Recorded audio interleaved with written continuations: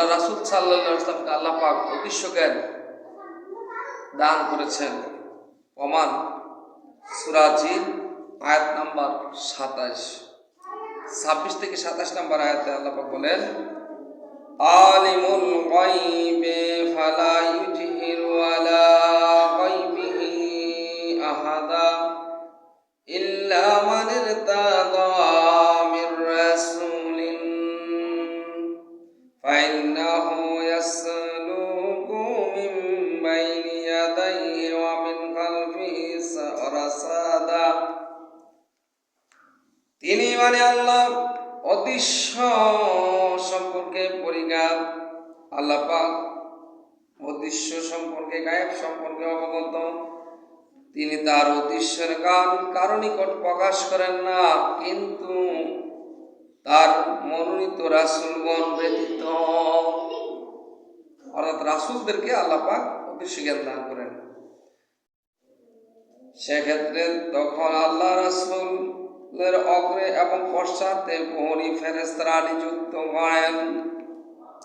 রাসূলগণ তাদের রবের বাণী পৌঁছে দিয়েছেন। কাজী এখানে বলা হয়েছে আলিমুল গায়বি ফালা ইউযহিরু আলা গায়বিহি আহাদা। তিনি অদৃশ্য জ্ঞান সম্পর্কে আল্লাহ পাক অবগত। আলিমুল গায়বি ফালা ইউযহিরু আলা তিনি ইউযহিরু আলা গায়বিহি আহাদা। তিনি আল্লাহ পাক রব্বুল আলামিন অদৃশ্য জ্ঞান কারো নিকট প্রকাশ করেন না, ইল্লা তবে মানিত্তাদা মির রাসূলিন, রাসূলগণকে, রাসূলদেরকে অদৃশ্য জ্ঞান দান করেন।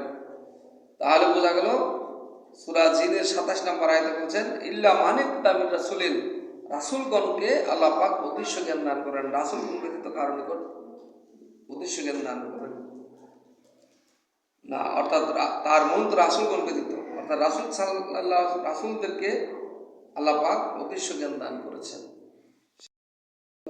আল্লাহ রাসূল সাল্লাল্লাহু আলাইহি ওয়াসাল্লামকে আল্লাহ পাক ইলমে গায়েব অদৃশ্য জ্ঞান দান করেছেন, যার কারণে আল্লাহ রাসূল ভবিষ্যৎবাণী করেছেন কিয়ামতের অনেকগুলো আলামত রয়েছে।